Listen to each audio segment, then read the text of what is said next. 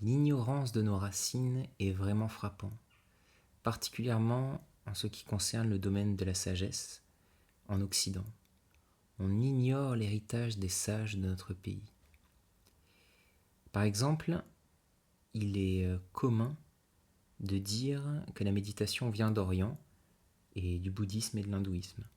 C'est une caricature, c'est un a priori. On a tendance à croire que les orientaux ont la méditation et les occidentaux ont la prière, et que ce sont deux choses différentes. C'est un a priori, c'est faux, c'est strictement faux. C'est-à-dire que les bouddhistes tibétains, par exemple, vous avez déjà vu leurs petits drapeaux multicolores avec des écritures dessus? Et bien c'est des prières que le vent transporte. Et toutes les autres formes de bouddhisme ont aussi des prières, des demandes pour favoriser leur prochaine incarnation, etc., etc., etc. Ils ont des prières, comme nous on en a en Occident. Ils ont aussi la méditation dans le silence, telle qu'aujourd'hui elle a été démocratisée sous le nom de méditation pleine conscience.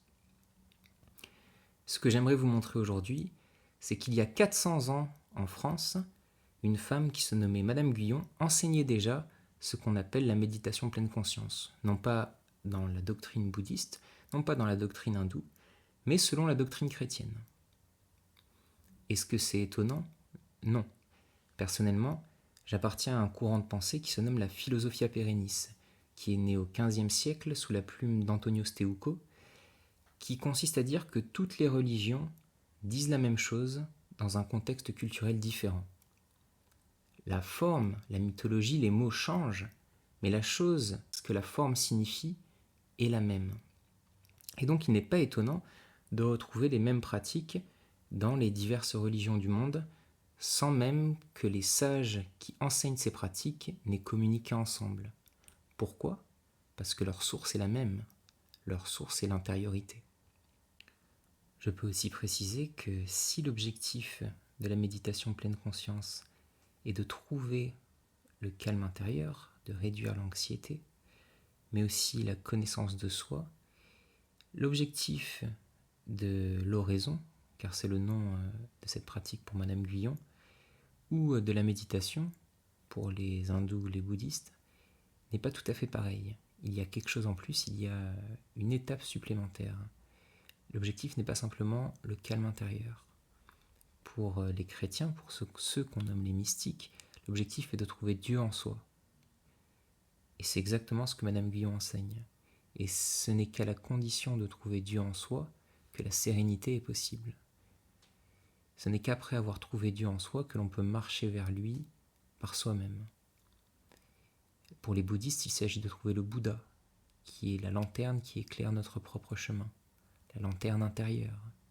Pour les hindous, il s'agit de trouver l'Atman, qui est le reflet de Suprême Brahma en nous. On remarque donc qu'il y a une profondeur bien plus ample chez les anciens qui a été perdue avec la démocratisation de la méditation pleine conscience. Et qu'est-ce que c'est? C'est notre identité. C'est l'identité, c'est-à-dire ce qu'on est plus profondément que notre moi. Qu'est-ce que l'on est au-delà de notre moi? Et bien la réponse bouddhiste est nous sommes un Bouddha, nous sommes tous Bouddhas, nous avons tous la nature bouddhique en nous qui est la même. La réponse chrétienne est nous avons tous le Christ en nous, qui est Dieu. Comme vous savez, la Trinité, Dieu est le Père, le Fils et le Saint-Esprit, et le nom de Dieu en nous est ce qu'on nomme le Christ, qui est en lien avec Dieu par le Saint-Esprit, Dieu le Père. Mais Dieu et ces trois personnes. Bref, l'objectif est de trouver Dieu en soi pour les chrétiens, et Dieu est notre identité suprême, c'est-à-dire que c'est, pour être précis, c'est ce qu'on appelle la nature christique, mais la nature christique, c'est la nature adamique qui a été rachetée, et donc c'est retrouver l'identité de l'humanité avant le péché d'Adam. Et voilà, et donc tous ces vocables, Atman, Atman et Suprême Brahma, Bouddha ou Dieu, ne sont que des symboles de notre identité la plus profonde, de ce qu'on est au-delà de notre moi, comme je disais. Donc aujourd'hui, on va s'attarder Sur le christianisme et plus précisément sur le catholicisme, même si elle s'est fait extrêmement malmener par l'institution ecclésiale, comme on va le voir bientôt, et plus particulièrement sur Madame Guyon, qui enseigne du coup ce qu'on appelle aujourd'hui la méditation pleine conscience, ce qu'elle nommait l'oraison, dans un livre publié en 1684 qui se nomme Moyen court et très facile de faire oraison, que tous peuvent pratiquer très aisément et arriver par là en peu de temps à une haute perfection. Grosso modo, ce livre n'illustre qu'une phrase de l'Évangile qui est « Le royaume de Dieu est au-dedans de nous ». Mais elle explique comment le trouver, ce qui est tout de même immense. Bref, bienvenue sur Ce qui est perdu. Ici, on explore les livres des sages de jadis pour en comprendre la signification et recueillir leur héritage. Je m'appelle Louis Hortefeux, je suis philosophe privé.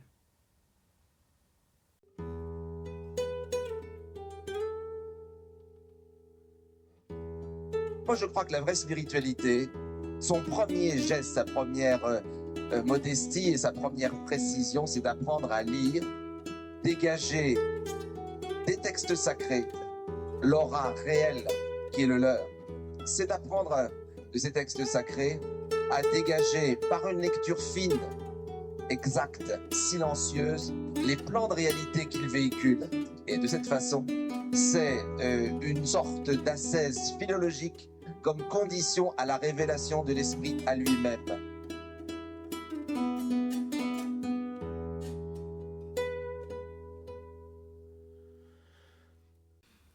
Donc je vais vous parler de Madame Guyon, et ma source pour vous parler d'elle est un livre dont elle est l'autrice, qui se nomme Le moyen court et autres écrits spirituels, une simplicité subversive, publié aux éditions Jérôme Millon, dans la collection Atopia, dirigée par Claude-Louis Combet. Et donc c'est un recueil de différents textes de Madame Guyon. On a sa poésie, qui est très qualitative, et comme c'est du français, on a accès à toute la richesse de son verbe. On a aussi le petit abrégé de la voix et de la réunion de l'âme à Dieu, ainsi que d'autres opuscules, dont le moyen court est très facile pour faire oraison. Le texte est établi et présenté par Marie-Louise Gondal, qui nous offre vraiment un excellent travail dans les notes et aussi une introduction très qualitative. Toutes les citations que je vais faire seront issues de ce livre. Sans plus tarder, je vais vous dresser un rapide contexte historique et ensuite on va plonger dans ce texte pour comprendre de quelle manière on peut trouver l'union à Dieu par le moyen de l'oraison. Madame Guyon, de son nom complet Jeanne-Marie Bouvier de la Motte, est née en 1648. 1648, c'est l'année de la fin des guerres de religion en Europe, la fin de la guerre de 30 ans, qui opposait protestants et catholiques, principalement le Saint-Empire romain germanique et les différents fiefs convertis au protestantisme. Elle meurt en 1717, donc 1648-1717, on est principalement sous le règne de Louis XIV en France. C'est aussi une période où la révolution technologique de l'imprimerie a fait son effet et où les mœurs ont été profondément transformées. Par exemple, on peut constater différentes traductions de la Vulgate, qui est la Bible en latin écrite par Saint Jérôme, qui est la source de la Bible pour les catholiques. Plusieurs traductions de la Vulgate dans les langues vernaculaires. Donc en allemand, Luther fait une traduction. En France, on a Monsieur de Sacy qui, dès le début du XVIIe siècle, propose une traduction en français de la Bible. Et ainsi, la connaissance religieuse est accessible à de plus en plus de monde. C'est aussi la possibilité de diffuser l'information et les guerres spirituelles prennent de plus en plus d'ampleur justement parce que de plus en plus de personnes sont informées. Le meilleur exemple de ça, c'est l'opposition entre les premiers jansénistes, notamment Arnaud, aux jésuites sur la nature de la grâce. D'ailleurs, guerre spirituelle entre guillemets qui est retracée par Blaise Pascal dans ce qu'on a nommé les provinciales. On peut aussi dire que c'est une période de révolution spirituelle puisque il y a eu le protestantisme un siècle avant, il y a l'ordre des jésuites, pareil, un siècle avant, qui est apparu, qui est le fer de lance de ce qu'on appelle la contre-réforme catholique. Il y a aussi les mystiques comme sainte Thérèse d'Avila et saint Jean de la Croix qui sont apparus, tout ça au siècle dernier. C'est ce qu'on pourrait appeler l'âge d'or de la spiritualité en Espagne. Et là, au XVIIe siècle, on est dans l'âge d'or de la spiritualité en France. Donc j'ai déjà parlé rapidement des jansénistes, mais il y a aussi Bérulle et l'oratoire, tout ce que Henri Bremont, qui est un excellent historien français de la religion, va nommer l'école spirituelle française. Et on a aussi François de Fénelon et Madame Guyon. Donc Madame Guyon, comme je disais, elle se nomme Jeanne-Marie Bouvier de la Motte. 1648-1717, elle meurt donc 2 ans après la mort de Louis XIV. Comme son nom de famille l'indique, elle appartient à la noblesse, à la petite noblesse de Montargis. Montargis, c'est au sud de la forêt de Fontainebleau, qui est elle-même au sud de Paris, entre Orléans et Auxerre. Elle va être mariée à 16 ans à un bourgeois, donc pour que son père gagne une belle dot. Ce bourgeois est bien plus vieux qu'elle. Il mourra quand elle aura 28 ans. Et donc à 28 ans, elle se retrouve veuve avec 5 enfants. Et il se trouve qu'elle est très intéressée par la religion. Son statut social devrait la pousser à faire des œuvres extérieures, c'est-à-dire donner de l'argent pour des écoles, donner de l'argent pour nourrir les pauvres, ou ce genre d'activité. Elle va s'y refuser et va plutôt pratiquer les œuvres intérieures. Elle va sponsoriser des communautés religieuses et elle va y vivre un certain temps sans jamais devenir elle-même membre de l'Église, c'est-à-dire sans jamais être ordonnée moine. Elle va sans cesse, elle va rester laïque. Ce qui est vraiment une grande originalité d'avoir accès à la connaissance religieuse sans entrer dans les ordres. Elle va aussi refuser de se remarier. Il faut aussi dire que si elle rentrait dans les ordres, elle devrait abandonner ses enfants. C'est peut-être par devoir maternel qu'elle ne rentre pas dans les ordres, mais on voit là qu'elle n'est pas égoïste et qu'elle fait des choses de manière très originale. Il n'y a pas 2 personnes comme elle à cette époque. Voilà, elle va avoir une vie religieuse très intense, et en fait, ce qui va être un petit peu la goutte d'eau qui fait déborder le vase et ce qui va créer toute une polémique autour d'elle, c'est que tout en étant laïque, elle va se permettre d'écrire sur la religion. Et elle va écrire en français sur la religion. Et c'est ainsi que son premier texte, qui s'appelle Les Torrents, va être édité, diffusé seulement dans une communauté religieuse, dans des communautés religieuses, en très peu d'exemplaires. Puis en 1684 va être publié le Moyen Cours à Grenoble, qui est le texte qu'on va étudier ici.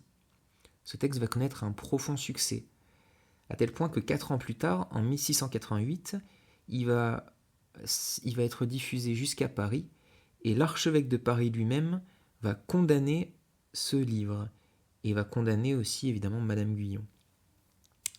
Pourquoi est-elle condamnée ? Parce qu'elle prône une voie d'accès à Dieu en dehors de la médiation de l'Église. Sans l'intermédiaire de l'Église et de ses représentants, chaque humain peut trouver Dieu en lui.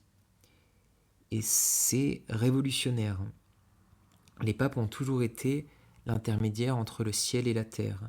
Madame Guyon dit « Tout le monde est concerné par le divin et tout le monde peut y avoir accès.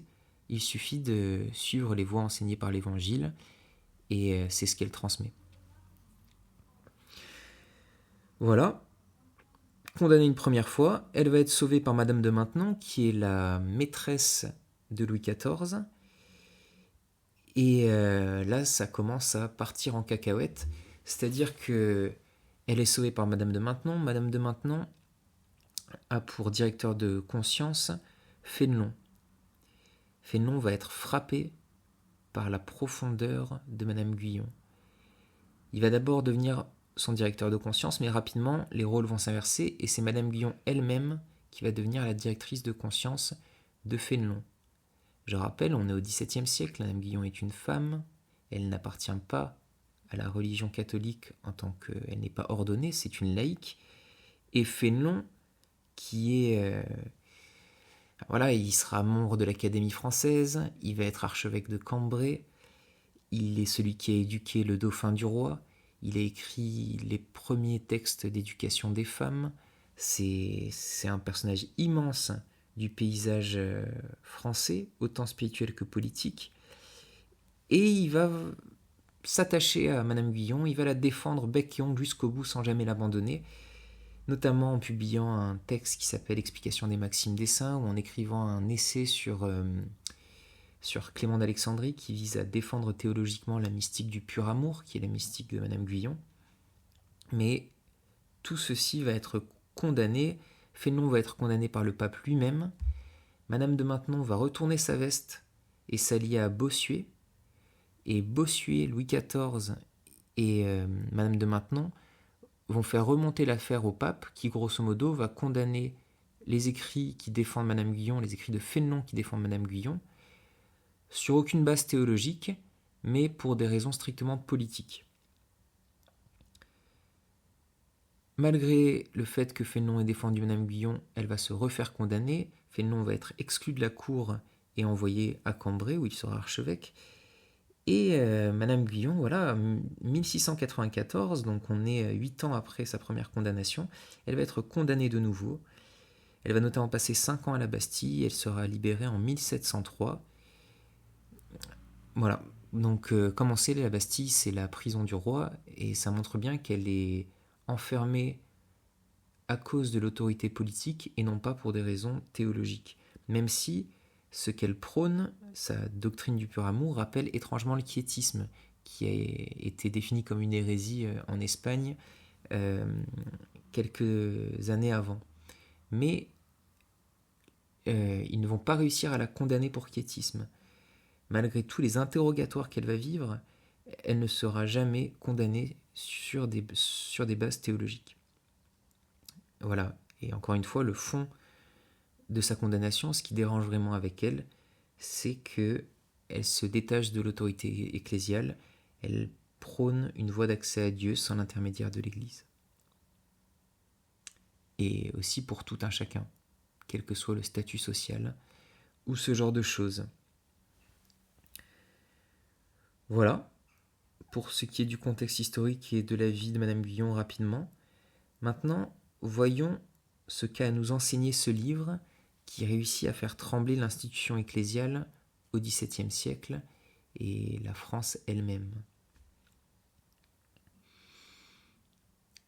Tout d'abord, même si le moyen court est rempli de citations de la Bible et des évangiles, elle va bien préciser que la source principale de cette connaissance qu'elle partage, c'est sa propre expérience. Et c'est quelque chose de très original pour l'époque, même si aujourd'hui c'est valorisé de parler à partir de son expérience de vie. À l'époque, il est bien plus valorisé de parler à partir de pères de l'Église, ou de saints, ou de personnes reconnues par l'histoire. Elle s'émancipe de tous ces codes de l'érudition pour devenir vraiment, avoir vraiment une attitude empiriste, c'est-à-dire tout ce que je vous dis a été expérimenté, a été vécu par moi-même. Voilà comment est-ce qu'elle s'y prend pour dire ça. Citation. L'on ne prétend point élever son sentiment au-dessus de celui des autres, mais on dit sincèrement l'expérience que l'on a eue, tant par soi-même que par d'autres âmes, de l'avantage qu'il y a à se servir de cette manière simple et naïve pour aller à Dieu. Cette manière simple et naïve qu'elle qualifie avant de petite méthode sans méthode, c'est l'oraison. Elle ne prétend pas du coup être plus grande que divers saints ou ce genre de choses, mais elle prétend que ce qu'elle va nous transmettre est authentique. Et pourquoi c'est authentique ? Parce que c'est basé sur sa propre expérience et sur l'expérience d'autres personnes. Donc la source, l'autorité de cette connaissance qu'elle nous transmet, c'est elle-même. Et évidemment, les évangiles qu'elle va sans cesse citer sans s'en éloigner une seule seconde. Ce qui est assez incroyable, c'est qu'elle définit cette manière d'aller vers Dieu comme simple et naïve. Plus loin, elle va même aller jusqu'à dire, citation, « Rien n'est plus aisé que d'avoir Dieu et de le goûter. Il est plus en nous que nous-mêmes. Il a plus de désir de se donner à nous que nous de le posséder. » Alors il y a beaucoup de choses à dire. Déjà, rien n'est plus aisé que d'avoir Dieu et de le goûter. C'est-à-dire que cette méthode qu'elle propose est adressée à tous et tous le peuvent. Ailleurs, elle dit que c'est aussi naturel que respirer. C'est-à-dire qu'une fois que l'on a trouvé le goût de Dieu et que l'on applique cette méthode d'oraison, c'est une pratique aussi naturelle que respirer. Mais déjà faut-il trouver le goût de Dieu. Il est plus en nous que nous-mêmes et il a plus de désir de se donner à nous que nous de le posséder, c'est-à-dire que tout est déjà là. La seule chose qui nous sépare de Dieu, c'est notre liberté et notre volonté personnelle à le trouver. Elle va préciser aussi que c'est un chemin transformateur, c'est pas simplement de l'érudition. Maintenant, qu'est-ce que cette méthode d'oraison précisément ? Qu'est-ce qu'on peut y trouver et qu'est-ce que c'est ? Comment est-ce que Madame Guyon définit cette méthode d'oraison ? Voilà ce qu'elle dit. Tous ceux qui veulent faire oraison le peuvent. C'est la clé de la perfection et du bonheur souverain. Le moyen efficace de nous défaire de tous les vices et d'acquérir toutes les vertus. Car il n'y a qu'une chose à faire qui est de marcher en la présence de Dieu pour être parfait. Dieu nous le dit lui-même, en Genèse 17.1. Marchez en ma présence et soyez parfaits.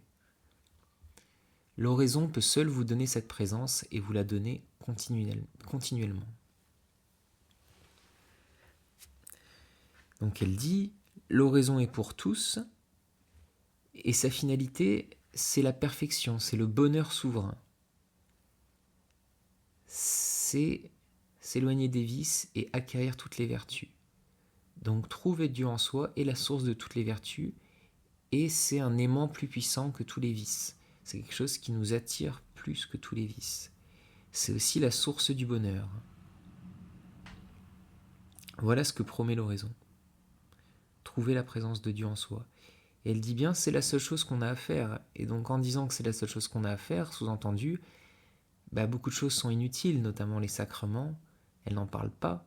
Notamment beaucoup de choses. Est-ce que le baptême est utile ? Tout ça, elle ne le dit pas, mais ces omissions-là sont terribles, car elles montrent que l'essentiel n'est pas dans les rites, l'essentiel est dans le fait de trouver Dieu en soi.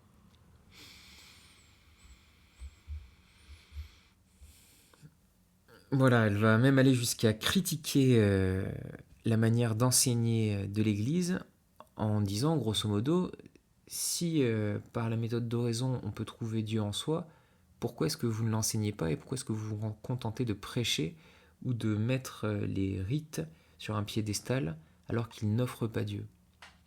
Voici ce qu'elle dit. Si tous ceux qui travaillent à la conquête des âmes tâchaient de les gagner par le cœur, les mettaient d'abord en oraison et en vie intérieure, ils feraient des conversions infinies et durables. Mais tant que l'on ne s'y prend que par le dehors, et qu'au lieu d'attirer les âmes à Jésus-Christ par l'occupation du cœur en lui, on les charge seulement de 1000 préceptes pour les exercices extérieurs, il ne se fait que très peu de fruits et il ne dure guère. Et donc voilà, là elle critique ouvertement l'Église qui ne mène pas ses membres au divin, mais se contente de les asséner de préceptes, que ce soit rite ou morale, les deux sont assassinés par les paroles de Madame Guyon, sont destitués de leur efficacité, pour dire que c'est un détour et que ce n'est pas l'objectif de la religion. L'objectif de la religion est de trouver Dieu en soi, et pour Madame Guyon, c'est la pratique de l'oraison qui offre cette présence, et non pas les préceptes et les rites qui sont employés par le clergé pour instruire les membres de l'Église. On peut comprendre en lisant ces lignes pourquoi est-ce qu'elle s'est fait condamner. Elle humilie directement l'autorité ecclésiale dans ces quelques phrases. Voilà.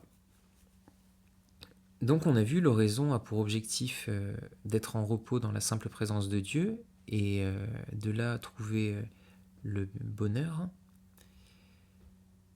Mais on n'a toujours pas dit qu'est-ce que c'était que l'oraison et en quoi ça consiste précisément. C'est ce qu'on va voir tout de suite. Madame Guyon s'adresse à deux personnes différentes. Elle a deux méthodes différentes pour entrer dans l'oraison, suivant que l'on sait lire ou que l'on ne sait pas lire. Pour ceux qui savent lire, elle propose la lecture et la méditation. Et pour ceux qui ne savent pas lire, elle propose la prière et la méditation. On va commencer par s'attarder sur la méthode de la lecture et de la méditation pour ceux qui savent lire. Voici ce qu'elle dit sur la lecture. La lecture méditée n'est autre que de prendre quelques vérités fortes pour la spéculative et pour la pratique, préférant la dernière à la première, et de lire de cette sorte. Vous prendrez votre vérité telle que vous la voudrez choisir. Ensuite, en lire 2 ou 3 lignes, les digérer, égoutter, tâchant d'en prendre le suc et de se tenir arrêté à l'endroit où l'on lit, tant que l'on y trouve du goût, et ne passant point outre que cet endroit ne soit rendu insipide.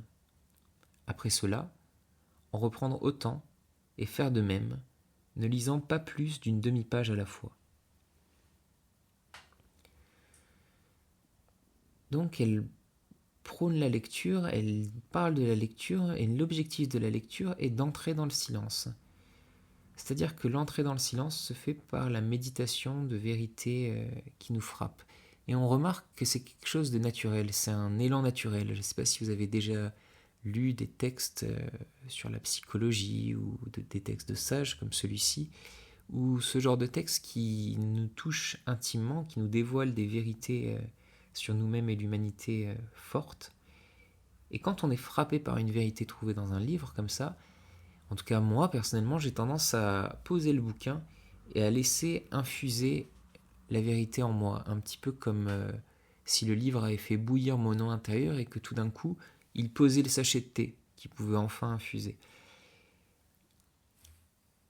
C'est de cette manière qu'elle conseille de lire, c'est-à-dire que ces grands moments de compréhension sont censés nous mener au silence intérieur, parce que c'est dans le silence que l'on digère ces vérités contemplées et qu'on les intègre à soi et qu'elles deviennent alors transformatrices. Elle dit au début, la lecture méditée n'est autre que de prendre quelques vérités fortes pour la spéculative, donc par exemple la virginité de la Vierge, c'est une vérité forte, on essaie de comprendre ce qui se cache derrière, et pour la pratique, préférant la dernière à la première. Et on sait on peut par exemple entendre, comme le dit Maître Eckhart, que la virginité de la Vierge est un symbole qui signifie qu'il faut avoir une âme vierge pour enfanter du Christ en soi. C'est, comme je disais, l'interprétation de Maître Eckhart, qui est un mystique rhénan du XIVe siècle. Rhénan signifiant à côté du Rhin, donc allemand, même s'il a enseigné à Strasbourg et il est docteur de la Sorbonne. Mais bref, on ne parle pas de Maître Eckhart ici. Et voici, donc il y a la spéculative, mais ensuite il y a la pratique. Et donc si la Vierge, c'est la virginité de l'âme pour pouvoir engendrer le Christ en soi, ou pour pouvoir trouver le Christ en soi, alors la pratique, c'est qu'il faut trouver cette forme de virginité. Et Maître Eckhart nous dit que la virginité se trouve dans le détachement. Bon, c'est par exemple. Et donc du coup la pratique, c'est-à-dire prendre ces vérités fortes pour la pratique, ce serait arriver à se détacher de tout ce qui n'est pas le divin, à se détacher des opinions des hommes, à se détacher, etc., de tout ce qui n'est pas le divin, pour n'être plus disponible qu'à Dieu en nous. Et donc ça, c'est prendre des vérités pour la pratique. Par exemple, aimez-vous les uns les autres. prendre cette vérité-là pour la pratique. Mais quand on fait ça, il y a des moments où l'on est frappé par le sens de ces vérités et où l'on est poussé vers le silence. Et c'est exactement ces moments-là que Madame Guyon vise. Et comme elle dit, on lit, ça nous frappe, on digère et ensuite on continue. Mais l'objet est bien de plonger en silence en soi. C'est cela l'objectif, ce n'est pas simplement de lire un livre. Ensuite, elle dit, toujours dans le même extrait, « Ce n'est pas la quantité de lecture qui profite, mais la manière de lire. Ces gens qui courent si fort ne profitent pas. Ils sont semblables à des abeilles qui ne peuvent tirer le sucre des fleurs qu'en s'y reposant et non en les parcourant. Lire beaucoup est plus pour la science scolastique que pour la mystique. Mais pour profiter des livres spirituels, il faut lire de cette sorte. Et je suis sûr que si on faisait ainsi, on s'habituerait peu à peu par la lecture à l'oraison et on y serait très disposé. » Et donc c'est vraiment une méthode pour être introduit à l'oraison. On verra plus tard que l'oraison, c'est être en silence en soi, se reposer dans le silence intérieur. Et donc pour trouver ce silence intérieur et trouver le goût, Madame Guyon propose de passer par la lecture, qui nous met en silence quand on est frappé par de grandes vérités. Elle dit, voilà, il ne sert à rien de lire beaucoup, il faut lire bien. Et elle prend cette magnifique comparaison avec les abeilles, c'est-à-dire que les abeilles ne passent pas de fleur en fleur sans s'y arrêter. Elles s'arrêtent, elles trouvent une fleur, elles vont au centre de la fleur, au fond de la fleur, pour récolter le nectar qu'elles transformeront en miel, récolter le pollen.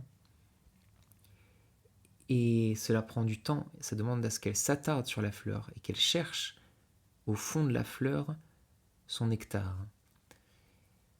Et c'est exactement pareil pour la lecture quand elle a pour objectif de nous transformer intérieurement. On se pose sur le livre qu'on a choisi, sur la fleur qu'on a choisie, et on l'explore jusqu'à trouver son centre, et là on peut y trouver le nectar, qu'ensuite on pourra transformer par notre vécu en miel.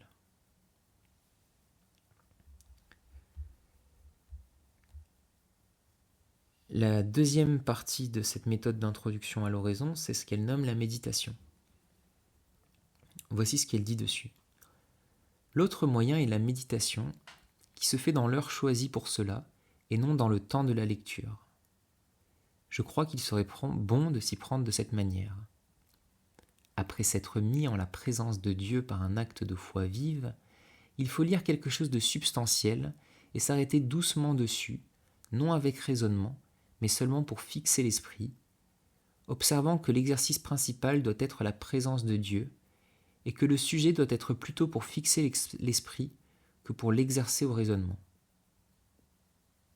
Cela supposé, je dis qu'il faut que la foi vive de Dieu présent dans le fond de nos cœurs nous porte à nous enfoncer fortement en nous-mêmes, recueillant tous les sens au-dedans, empêchant qu'ils ne s'extrovertissent. Ce qui est un grand moyen, dès l'abord, de se défaire de quantité de distractions et de s'éloigner des objets du dehors pour s'approcher de son Dieu, qui ne peut être trouvé que dans le fond de nous-mêmes et dans notre centre, qui est le Sancta Sanctorium, où il habite, donc le sanctuaire sacré. Donc beaucoup de choses à dire. Déjà, elle conseille de se mettre dans l'ambiance, de faire un acte de foi vive, donc un signe de croix, se mettre à genoux devant une croix ou ce genre de choses. Puis, elle dit lire quelque chose de substantiel, mais c'est vraiment, comme elle dit, pour se mettre dans l'ambiance. Par exemple, aimez-vous les uns les autres, on n'essaie pas de spéculer cette fois-ci, on laisse la vérité résonner en nous, et ensuite on plonge dans le silence intérieur, c'est-à-dire, elle dit, nous enfoncer fortement en nous-mêmes, recueillant tous les sens en au-dedans, empêchant qu'ils s'extrovertissent. Et là, on voit parfaitement le point commun entre la méditation pleine conscience et l'oraison. dans cette phrase, empêcher les sens qui s'extrovertissent. Donc dans la méditation pleine conscience, qui est souvent utilisée, c'est le scan corporel. On se concentre sur la sensation de notre corps pour que notre attention soit fixée sur ceci et non pas sur nos émotions qui accaparent notre attention, non pas sur nos pensées qui accaparent aussi notre attention, et non pas sur une sensation en particulier, une douleur ou ce genre de choses. Ainsi, le scan corporel permet de se détacher de tout ceci pour justement traverser les tourbillons de notre intériorité et trouver ce fameux silence intérieur, ce sancta sanctorium où Dieu habite. Madame Guyon, elle, n'emploie pas la technique du scan corporel. Elle dit qu'il faut se fixer sur un concept, sur une idée, sur une vérité. Et c'est ça qui nous mène au silence. Pour ceux qui ont pratiqué Vipassana, c'est le même mécanisme. Ce n'est pas sur une vérité spéculative, ce n'est pas une vérité qu'on utilise, ce n'est pas non plus le scan corporel, c'est la respiration. Souvent on se bouche une narine, comme il est enseigné dans les plus vieux textes qui parlent du yoga, et on se concentre sur inspiration, rétention, expiration. Inspiration, rétention, expiration. Et on voit que c'est encore un moyen de focus son attention sur quelque chose qui permet qu'elle ne divague pas, justement dans ce qu'elle dit, empêchant que les sens s'extrovertissent, c'est-à-dire empêchant que notre attention aille vers l'extérieur, que ce soit quelque chose qui capte notre attention, un bruit, un regard, une odeur, donc tout ce qui peut être capté par les 5 sens, ou que ce soit des émotions en nous, des pensées en nous, qui accaparent notre attention. L'objectif, c'est de se recentrer pour trouver le silence. Et une fois qu'on a le goût du silence, y rester en repos. Et c'est dans ce silence, dans ce sancta sanctorium, au centre de notre être, que se révèle Dieu et que se révèle le chemin pour le rejoindre.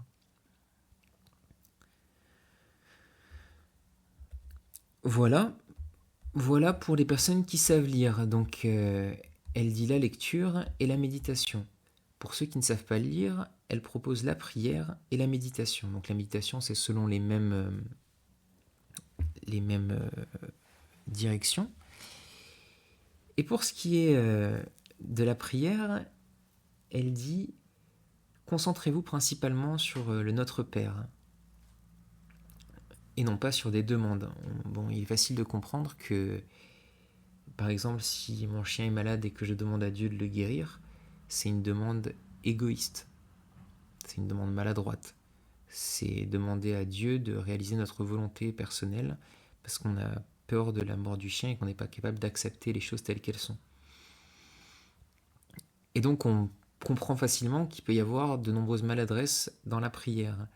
Et donc pour éviter cela, Madame Guyon dit « Concentrez-vous sur les prières canoniques, si je puis dire. » Et donc la prière canonique par excellence, c'est le Notre Père, puisque c'est la prière que le Christ a lui-même offert à ses apôtres, à ses disciples.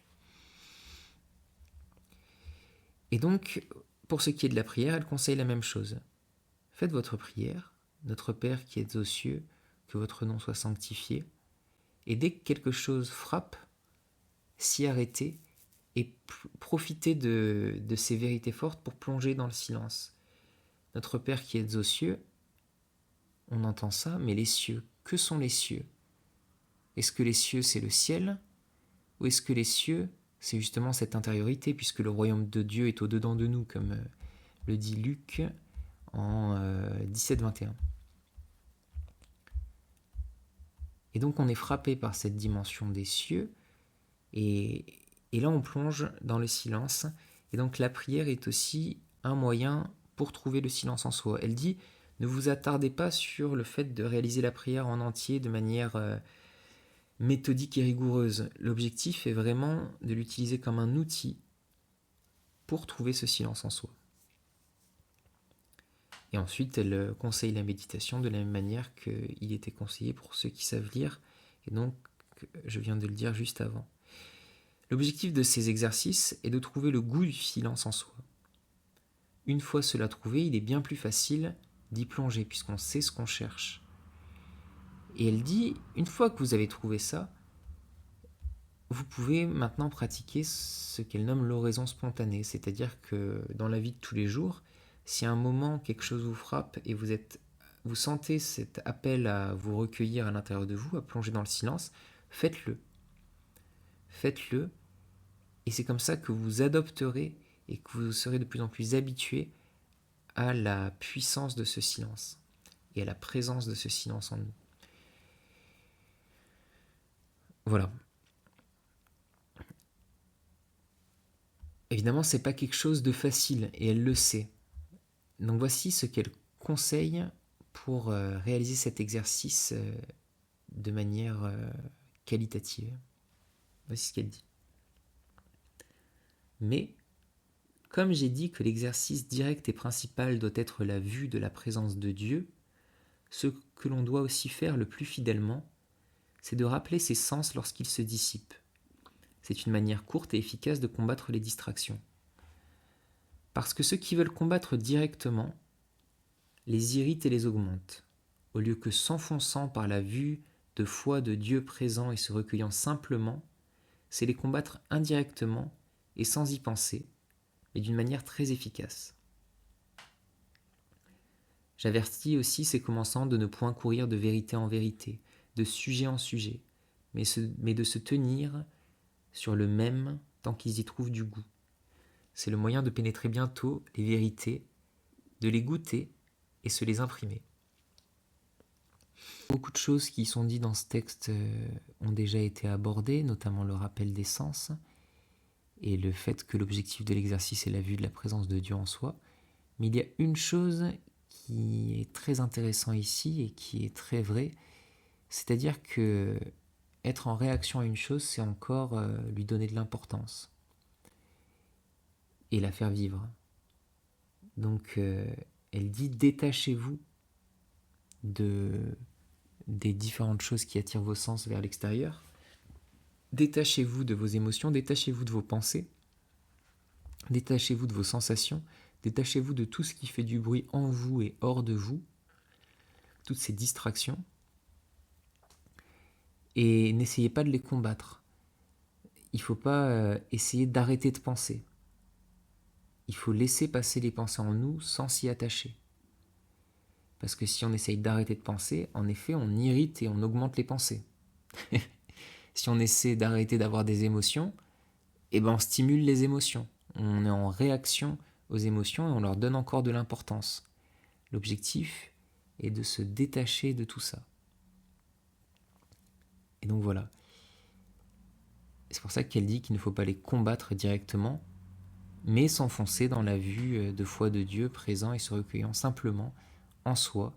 Et donc ne pas combattre directement les choses, mais en se détachant de tout, notamment des pensées, des émotions et des bruits extérieurs, alors on peut trouver ce silence en nous, et c'est cela la meilleure manière de combattre tout ceci. Et ensuite, j'avertis aussi les commençants de ne point courir de vérité en vérité, de sujet en sujet, on l'a vu rapidement, mais l'objectif est bien de trouver le goût du silence en nous, et chaque passage de l'évangile, ou chaque passage des prières, ou chaque texte chargé de spiritualité est une porte vers ce silence. Et donc elle dit, essayez d'épuiser au maximum chaque mot sacré qui est à votre portée, car ils sont une porte vers ce silence, ils sont une porte vers Dieu. Donc considérez-les ainsi et ne faites pas de la consommation, on dirait aujourd'hui. Réalisez la valeur de chaque mot, de chaque symbole, de chacune de ces choses, parce qu'elles sont des portes vers le divin. Donc ne les sous-estimez pas, consommez-les jusqu'au bout. Et chaque sujet, chaque vérité peut permettre de trouver ce goût en nous. Elle disait plutôt de s'arrêter sur les vérités qui nous parlent, mais une fois qu'on sait que ceci nous parle plus qu'autre chose, il ne faut pas sous-estimer la profondeur qui se renferme dans peu de mots, qui se cache sous peu de mots. D'ailleurs, Isaïe dit Dieu est caché. C'est donc qu'il y a quelque chose sous la surface et sous le sens premier des mots, il y a quelque chose à trouver. Voilà. Ensuite, quelque chose qu'elle va dire souvent, c'est que l'oraison, ce n'est pas de l'oisiveté. C'est-à-dire que ce n'est pas simplement s'asseoir et ne rien faire. Il y a un acte qui est propre à l'oraison. Et pour se défendre, voici ce qu'elle va dire. Car nous sommes écartés de notre cœur par le péché, il faut donc retourner à notre cœur. Aussi, Dieu ne demande-t-il que notre cœur. Mon fils, donnez-moi votre cœur. Donner son cœur à Dieu et avoir toujours la vue, la force et la vigueur de l'âme attachée à lui afin de suivre ses volontés, voilà ce qui est de l'acte. L'acte nous fait tourner vers Dieu, il faut y demeurer tourné, sitôt que l'on l'est. Et si je faisais des actes, alors je m'en détournerais. Ok, beaucoup de choses à dire sur cette citation. La première chose est que nous sommes tous pécheurs. Nous naissons pécheurs, car nous sommes écartés de notre cœur par le péché, dit-elle. Donc je vais rapidement poser le contexte mythologique du christianisme pour comprendre pourquoi est-ce que c'est à l'homme de donner son cœur, alors que Dieu, qui est censé être tout-puissant, est plus en nous que nous-mêmes et désire se donner à nous plus que nous à lui, comme elle le disait. Alors pourquoi est-ce qu'on reste séparé de ce Dieu qui est censé être tout-puissant et qui veut se donner à nous plus que nous-mêmes? Pour comprendre ça, il faut évoquer la mythologie. Donc la nature de l'homme dans le christianisme est double. Tout d'abord, il y a la nature adamique, qui est l'état dans lequel on a été créé par Dieu. Ensuite, il y a le péché de Adam et Ève. Et ensuite, tous les humains qui vont descendre de Adam et Ève, qui ont croqué le fruit de la connaissance du bien et du mal, vont avoir une nature double. Une nature adamique, une nature divine, qui est cachée sous la nature pécheresse. Et donc, ils vont aussi être des pécheurs. Et donc, voilà, la nature des humains est double pour le christianisme. Mais ça ne dit pas non plus pourquoi est-ce que Dieu ne peut pas simplement défaire le péché originel et nous sauver de tout ceci. Il se trouve que l'homme aussi est strictement libre. C'est sa caractéristique la plus fondamentale. Et c'est en étant libre qu'il a consommé le fruit de la connaissance du bien et du mal, et c'est donc au nom de sa liberté qu'il est pécheur. Ce n'est donc que par sa liberté qu'il peut s'émanciper du péché. Et c'est pour ça que même si Dieu veut se donner aux hommes plus que les hommes veulent le trouver, même si Dieu est plus en nous-mêmes que nous-mêmes, même si Dieu est plus moi que moi-même, ben malgré tout ça, c'est pour ça que c'est à l'homme de faire ce geste, parce qu'au nom de sa liberté personnelle, il est responsable de son état de pécheur. Et donc il est aussi seul responsable de sa possibilité de trouver la liberté et de retrouver l'union à Dieu. C'est donc un acte de la part de l'humain que de donner son cœur à Dieu. Voilà, c'est l'humain qui commence. C'est Dieu se donne, Dieu est déjà là, mais on manque à le voir. C'est à nous de faire cet effort et d'orienter nos cœurs pour pouvoir le trouver. Et une fois que on est dans l'attente et qu'on a justement trouvé ce silence au fond de nous, comme l'enseigne Madame Guyon, alors on peut être dans l'attente de trouver Dieu, et Dieu peut se donner à nous. Donc les voies du Seigneur sont impénétrables, donc il peut se donner à nous de manière mystérieuse. On ne peut pas en dire la cause. Aucun mérite ne peut donner Dieu. C'est pas parce que j'ai donné beaucoup d'argent à des pauvres et que j'ai fait plein d'actes de charité, plein d'actes extérieurs de charité, que Dieu va s'offrir à moi. Il n'y a aucune mécanique. Ce n'est pas non plus parce que j'ai médité X temps que Dieu va s'offrir à moi. C'est en fonction de ma transformation intérieure qui me rend capable de le discerner, puisqu'il s'est déjà donné à moi et je suis le seul c'est mon point de vue qui me sépare de lui. Je suis le seul responsable du fait que je n'arrive pas à le voir. Un peu dans le même genre, une phrase que j'aime beaucoup, c'est ce n'est pas le monde qui est moche, c'est toi qui le regardes mal. Enfin bref, une petite digression. Donc voilà, Voilà l'importance de l'acte. Et donc elle dit ce n'est pas de l'oisiveté de faire de l'oraison, puisque c'est faire l'acte de retrouver Dieu en soi. C'est donc faire l'acte de retrouver notre nature adamique, qu'on pourrait plutôt appeler une nature christique, puisque c'est la nature de Adam, certes, mais c'est la nature divine en l'homme suite au péché originel. Donc on parle de nature christique, alors que la nature adamique serait plutôt la nature de l'homme avant le péché originel. Et la nature christique, c'est après avoir vécu le péché originel, quand on retrouve la nature adamique, qui est l'état dans lequel nous a créé Dieu avant qu'on commette le péché originel, alors on appelle ça la nature christique, puisque c'est aussi le Christ qui a amené cette possibilité dans le monde lors de son prêche. Bref, donc voici le contexte. C'est donc à nous de donner notre cœur. Donner son cœur à Dieu et avoir toujours la vue, la force et la vigueur de l'âme attachée à lui afin de suivre ses volontés, voilà ce qui est de l'acte. L'acte nous fait tourner vers Dieu. Donc voilà, ça c'est important, c'est qu'elle dit, l'acte c'est vraiment ce moment où on est dans le monde, on fait des choses, on vit, et tout d'un coup on a justement cet appel du silence spontané, si on a déjà pratiqué la lecture et la méditation, et bien l'acte de l'oraison consiste à plonger dans ce silence. Il faut y demeurer tourné sitôt qu'on l'est, donc c'est la chose la plus précieuse, dès qu'on sent cet appel du silence, il faut y plonger. Et si je faisais des actes, alors je m'en détournerais. Alors là, elle fait évidemment une blague, c'est-à-dire qu'elle oppose l'acte, qui est de se tourner vers Dieu, à des actes, qui sont agir dans le monde, voilà, faire ce qu'on a à faire, nos différentes obligations, etc., etc. Et elle dit, quand on fait des actes, on n'est pas tourné vers Dieu, on est tourné vers le monde, les autres, vers la terre. Et donc elle dit, l'oraison n'est pas de l'oisiveté, parce qu'elle consiste en l'acte de se détourner de toutes ces choses qui nous attirent et qui nous divertissent, pour se centrer vers Dieu en soi. Et elle parle même à ce propos d'acte de conversion. Elle dit la conversion consiste à passer d'un intérêt pour l'extérieur et d'une priorité de l'extérieur pour nous à une priorité de l'intérieur pour nous. Elle va même aller, et donc je ne vais pas le citer, mais elle va même aller jusqu'à différencier deux formes d'actes, l'acte formel et l'acte substantiel. L'acte formel, selon elle, c'est ce passage de l'extérieur à l'intérieur, c'est-à-dire je vis ma vie, je suis dans le monde, je suis occupé à mes affaires, et tout d'un coup, ou par la lecture et la méditation, donc là de manière volontaire, je plonge en moi.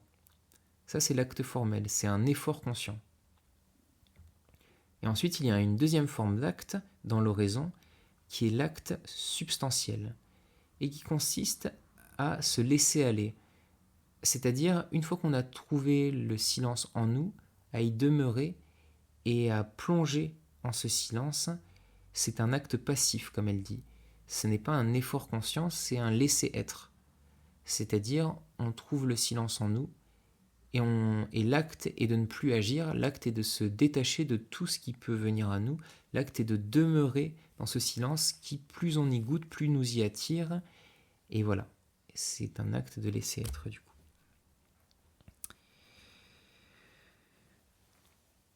Voilà en quoi consiste la méditation pleine conscience selon Madame Guyon, c'est-à-dire en quoi consiste l'oraison. Maintenant, voyons voir rapidement les différentes épreuves et les différents bénéfices qu'il y a lorsqu'on pratique cette méthode. Et enfin, à la fin, on verra les résultats, c'est-à-dire cette oraison de simple présence à Dieu. Qu'est-ce qu'elle apporte et quels sont les effets de ce qu'elle apporte. C'est ce qu'on verra ensuite. Mais tout d'abord, petit parcours dans les diverses épreuves que l'on traverse lorsqu'on est amené à pratiquer l'oraison. La première épreuve, c'est la sécheresse. C'est-à-dire que des fois, on ne trouve pas ce silence en nous. Et on ne trouve même pas le goût. Quoi qu'on fasse, même si on passe des heures à méditer ou qu'on lit au goutte à goutte, comme elle le conseille, et ben on ne trouve rien, ça peut arriver.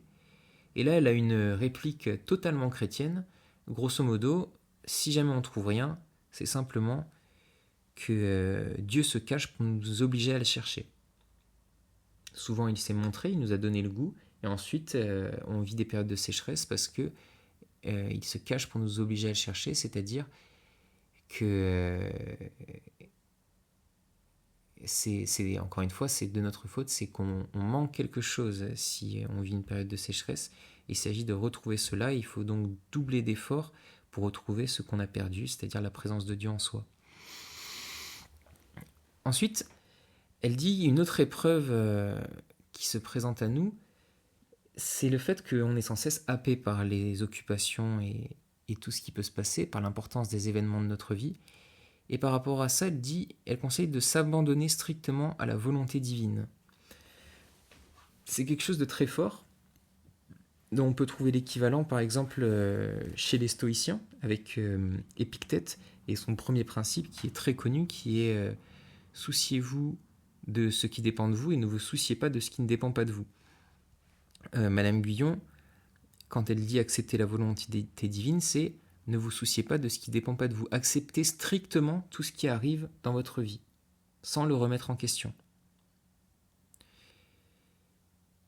Voilà, c'est l'abandon à la volonté divine. Et ensuite, pour ce qui dépend de nous, il y a aussi cette dimension d'acceptation, mais ça ne veut pas dire impuissance. Et donc, on a quand même des choses à faire dans le monde. Mais ce qu'elle nomme l'abandon à la volonté divine, c'est accepter strictement tout ce qui se passe, car c'est ça qui vous permettra d'être détaché de tous ces événements et de ne pas leur accorder une importance plus grande que ce qu'ils sont, de ne pas faire d'un caillou une montagne. Une autre épreuve qui arrive sur le chemin de la pratique de l'oraison pour trouver Dieu en soi, c'est la souffrance. C'est-à-dire que parfois, c'est difficile, et même des problèmes dans la vie peuvent nous détourner de la pratique de l'oraison et donc de ses recherches. Sur ça, elle a une phrase qui est issue des Proverbes 27.7 qui dit « Une âme affamée trouve douces les choses qui sont amères ». Et là, c'est très fort, c'est-à-dire que si vous avez trouvé Dieu en vous et que vous avez faim du divin, toutes choses qui se passent dans votre vie, et notamment toutes les souffrances qui se présentent à vous, ne sont que des épreuves pour que vous puissiez trouver et vous reposer dans ce divin que vous avez trouvé en vous, pour que vous puissiez retrouver la saveur de ce que vous avez goûté.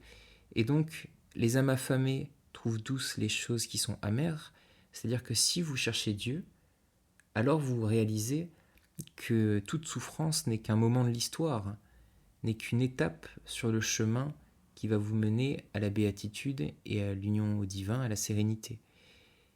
Et donc, si votre âme est affamée, même les souffrances sont des choses douces.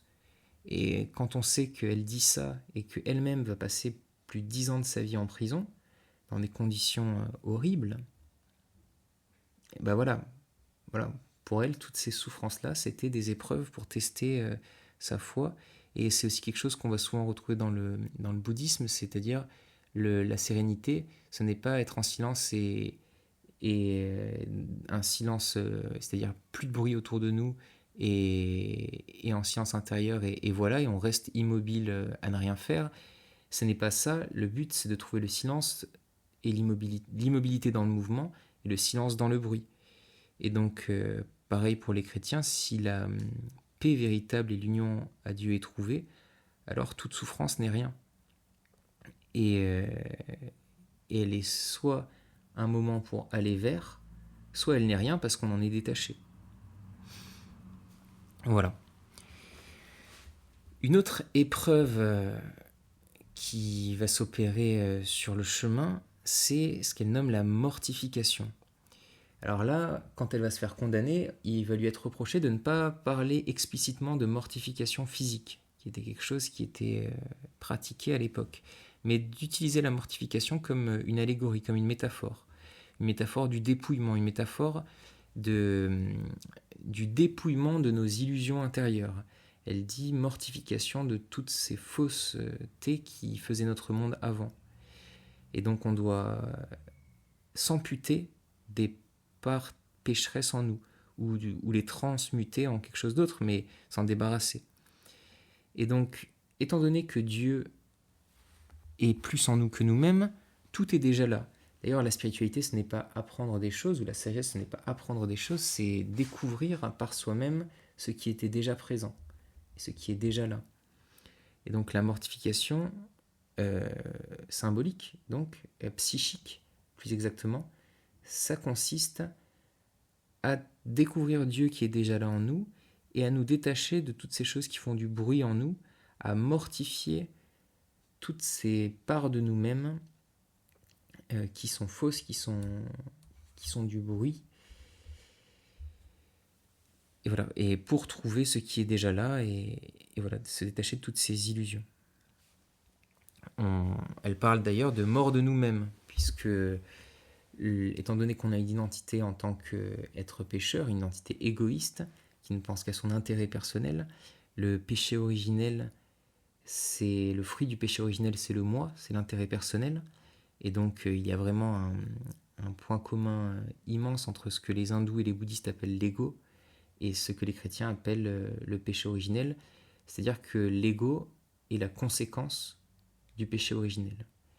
Et l'ego est définissable en disant que c'est quelque chose qui ne pense qu'à son intérêt personnel, et son intérêt personnel est le biais par lequel il regarde le monde, il se fait centre du monde alors qu'il n'est pas le centre du monde.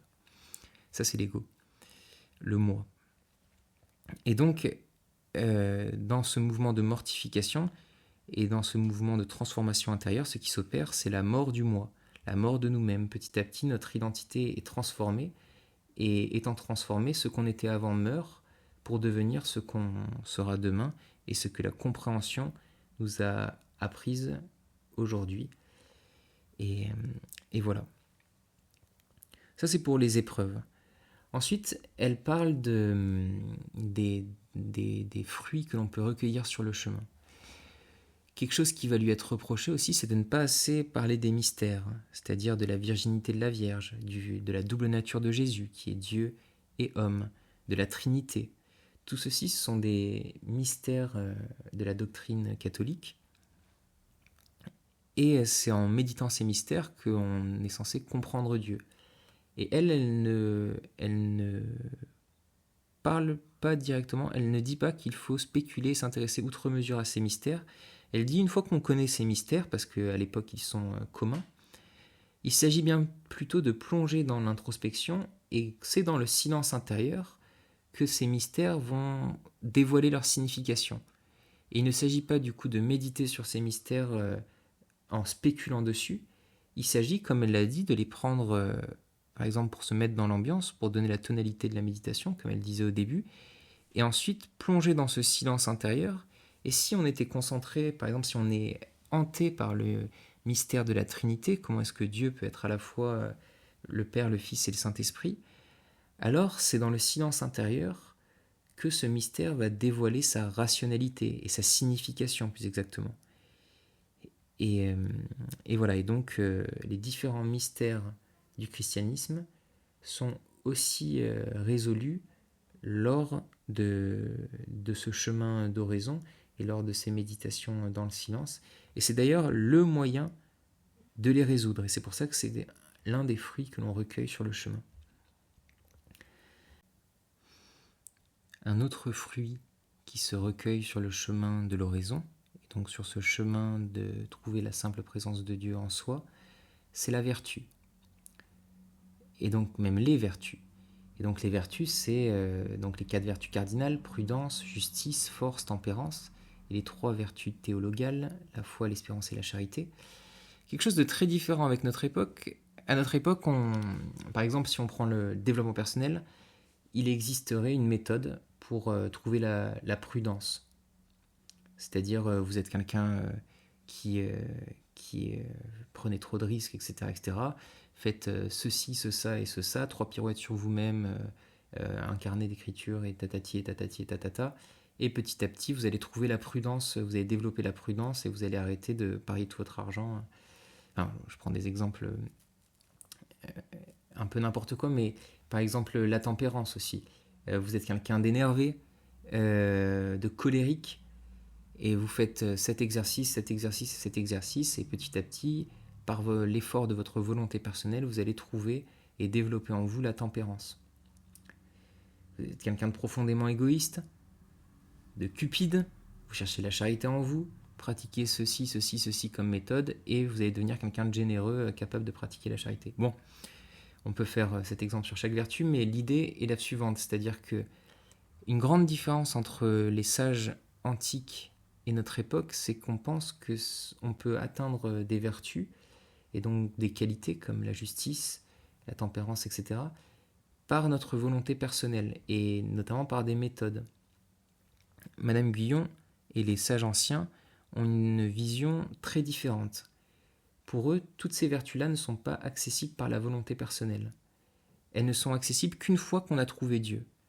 Et c'est en trouvant Dieu, et c'est la présence de Dieu en nous, qui est la source du développement de ces qualités. C'est-à-dire qu'avant de trouver Dieu en nous, on ne comprend pas la logique, la pertinence et la rationalité de ces qualités. On ne comprend pas leur supériorité. On ne comprend pas la supériorité d'un autre ordre qui se cache derrière ces vertus. Et donc il ne s'agit pas de trouver des méthodes pour accumuler et développer des compétences, comme on dirait aujourd'hui. Il s'agit de trouver Dieu en soi, et c'est de là que découlent toutes les vertus. Et pour bien appuyer cette idée, elle cite saint Augustin, et une phrase très connue, mais indémodable, sublime, qui dit « Aimez et faites ce que vous voudrez. » Aimez et faites ce que vous voudrez.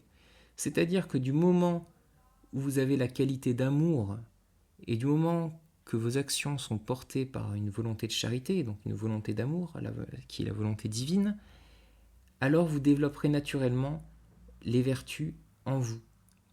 Il ne s'agit pas de les développer une à une mécaniquement comme on ferait des mathématiques, prudence plus justice plus force plus tempérance plus foi plus espérance plus charité, hop là j'ai les 4 vertus et je suis proche de la perfection et je trouverai le bonheur et la sagesse en moi. Non, ce n'est pas mécanique. Et la source des vertus n'est pas notre volonté personnelle, c'est ça que je veux dire. La source des vertus est l'amour elle-même. Et donc trouvez d'abord l'amour et ensuite vous développerez naturellement en vous les vertus. Et donc c'est en cela que les vertus sont aussi un fruit que l'on récolte sur le chemin de l'oraison qui permet de trouver la présence de Dieu en nous.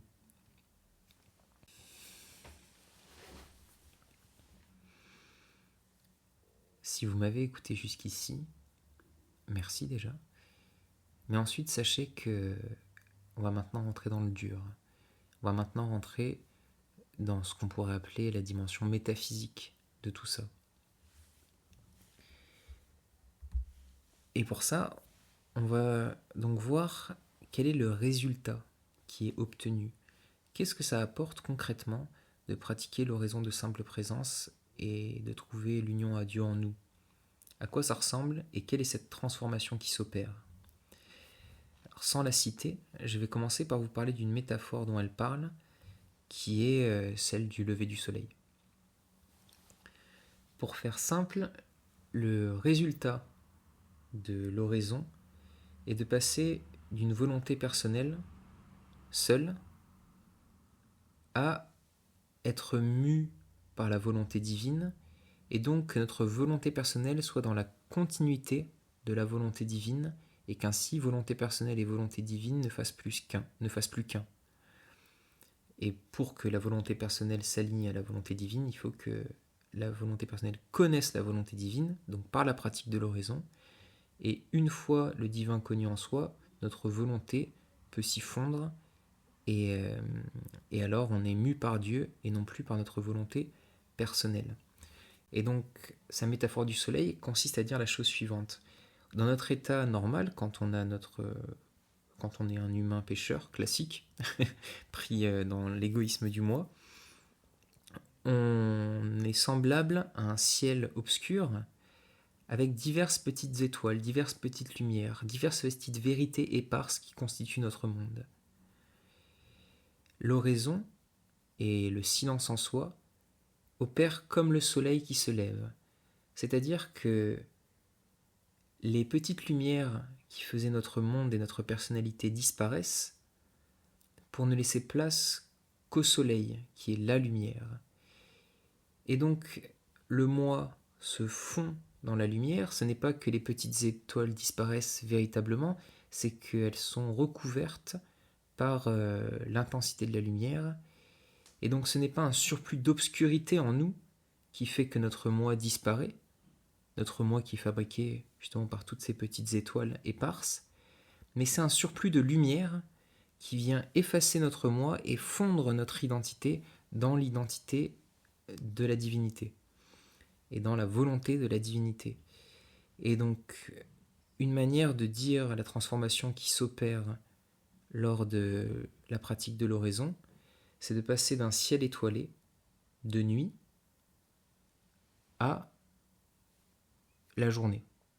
Et donc de passer de plein de petites étoiles qui sont les vérités éparses qui font notre monde et qui ne s'agglomèrent pas ensemble, qui n'arrivent pas à trouver de logique, qui sont contradictoires, à une seule lumière qui éclaire notre lanterne et qui éclaire tout sans contradiction, car cette lumière est un. Et voilà. Voilà, c'est expliqué peut-être un peu maladroitement, mais on va comprendre de plus en plus en plongeant dans voilà, ce résultat. Qu'est-ce qu'on y trouve? Quel est l'effet du silence que l'on trouve en nous? Et d'ailleurs, pourquoi est-ce que Dieu serait dans le silence? Alors on a vu la phrase de Luc, le royaume de Dieu est au-dedans de nous. Maintenant, voyons pourquoi est-ce qu'elle lie tout ça au silence. Citation de Madame Guyon. Elle commence par citer les psaumes 37,7. Tenez-vous en silence devant le Seigneur et attendez-le. Donc, le royaume de Dieu est au-dedans de nous-mêmes, c'est ce que nous dit Luc. Tenez-vous en silence devant le Seigneur et attendez-le, c'est ce que nous disent les psaumes. Et donc, au-dedans de nous, se tenir en silence, et c'est dans cette position d'attente que Dieu peut donner sa grâce et donc que le ciel peut descendre sur terre. Voici comment elle continue. La raison pour laquelle le silence intérieur est si nécessaire, c'est que le Verbe étant la parole éternelle et essentielle, il faut pour qu'il soit reçu dans l'âme une disposition qui ait quelque rapport à ce qu'il est. Or, il est certain que pour recevoir la parole, il faut prêter l'oreille et écouter. L'ouïe est le sens qui est fait pour recevoir la parole qui lui est communiquée. L'ouïe est un sens passif et non actif qui reçoit et ne communique pas. Le Verbe étant la parole qui doit se communiquer à l'âme et la revivifier, il faut qu'elle soit attentive. Donc on a vu, le royaume de Dieu est en nous. En nous, on se tient en silence et là on peut attendre la parole de Dieu. Et donc c'est dans ce silence qu'est communiquée la suite du chemin. Et quelque chose d'intéressant sur lequel on peut s'arrêter, c'est le mot verbe. D'abord, on remarque que donc, voilà, dans le silence, il y a une action qui est passive, qui est de se tenir en attente du verbe. Mais qu'est-ce que c'est le verbe? Le verbe, ça vient du grec logos. Donc on a l'évangile de Saint Jean commence comme ça. Au commencement était le verbe, et le verbe était en Dieu. Et le verbe était Dieu. Et donc le verbe c'est logos, au commencement était le logos, et le logos était en Dieu, et le logos était Dieu. Logos c'est un mot grec qui a été utilisé pour former le mot français logique. Et donc dans verbe, il y a plus qu'une parole, il y a plus qu'un verbe, il y a aussi la logique du monde, l'intelligence du monde. Et donc, d'une certaine manière, Madame Guyon dit que c'est dans le silence intérieur qu'on est capable d'entendre Dieu qui est déjà en nous-mêmes, donc d'entendre ce qui est déjà là. Et qu'est-ce qui est déjà là? C'est l'intelligence du monde. L'intelligence du monde qui est en nous comme en toute chose. Et c'est ça qui communique. C'est ça qui nous enseigne. Et c'est ça le Graal, le résultat de cette pratique de l'oraison. C'est dans le silence intérieur entendre les révélations du Verbe, c'est-à-dire entendre l'intelligence du monde en nous. Comme on est membre du monde, c'est un peu comme si on était un membre du corps de l'intelligence du monde. Et l'objectif est de comprendre la volonté et donc d'entendre la parole ou de voir, qui sont des sens passifs, la parole de Dieu se communiquer à nous. Et qu'est-ce que c'est que cette parole de Dieu ? C'est la parole du corps dont on est membre. C'est comme si la main entendait ce que notre cerveau lui dit, ce qui est le cas. Mais l'humanité est comparable à une main obèse d'un corps squelettique. Une main obèse qui n'entend pas ce que le cerveau dit. Une main obèse qui est égoïste et qui est en train d'asservir et de détruire toute la vie sur Terre, la vie sur Terre est, elle, anorexique, et seule l'humanité, telle un cancer, est grosse comme je ne sais quoi. Et donc voilà, on a une main obèse, qui est l'humanité, et un corps anorexique, qui est la nature, et le cerveau de tout ça, ou le cœur de tout ça, c'est Dieu. Et pour que la main comprenne qu'il s'agit de laisser passer la nourriture dans le reste du corps et de ne pas se l'accaparer, il faut qu'elle puisse entendre le cerveau ou le cœur qui lui permet de diffuser. Et non pas de retenir par un intérêt égoïste la nourriture pour elle seule. Je ne sais pas si c'est très parlant, mais l'idée est la suivante. C'est-à-dire que on est des membres séparés du corps de Dieu, et en entendant la volonté du corps, alors notre volonté personnelle peut s'y aligner et on trouve notre raison d'être dans ce monde. Et c'est ainsi que volonté personnelle, qu'on se transforme et qu'on passe de la volonté personnelle à la volonté divine, et que notre volonté personnelle est mue par Dieu. Enfin voilà, et tout ça s'opère petit à petit lorsqu'on entend ce corps, ce logos, ce corps dont on est membre, on entend son identité, on entend ce qu'il est. Et alors, vu qu'il est plus nous-mêmes que notre moi, eh ben on s'y aligne, notre moi se transforme pour être la continuité de ce corps qui est plus lui-même que son moi, et le moi n'est que membre de ce corps. Voilà, je ne sais pas si c'est clair, mais voilà ce qu'on peut entendre de ce premier extrait. Continuons. Il faut écouter Dieu. Voilà ce que Madame Guyon dit.